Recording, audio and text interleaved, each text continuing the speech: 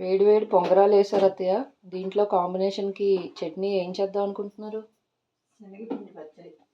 శనగపిండి చట్నీ. చట్నీయా? వావ్, ఎలా చేయాలో కొంచెం చెప్పరా?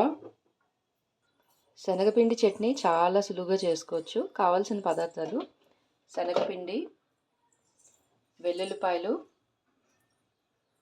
కరివేపాకు, పచ్చిమిరపకాయలు, చింతపండు, ఉప్పు తగినంత. ప్రొసీజర్లోకి వెళ్ళిపోతాం. ముందుగా నూనె పెట్టుకుని దాంట్లోని ఆవాలు చిటపట్లు ఆడిన తర్వాత ఇంగువ వేసుకుంటున్నాం.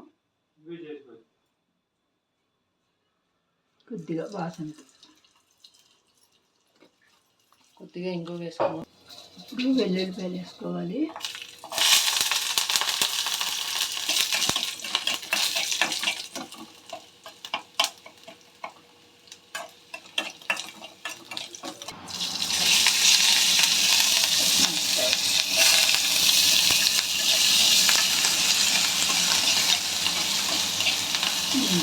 శనగపిండి వేసి వేసి దీంట్లోనే శనగపిండి వేసి వేసాలా?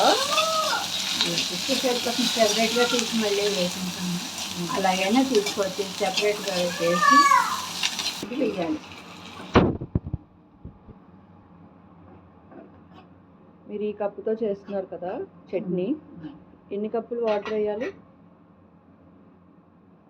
ఆ కప్పుతో సగానికి పిండి వేసుకున్నాము.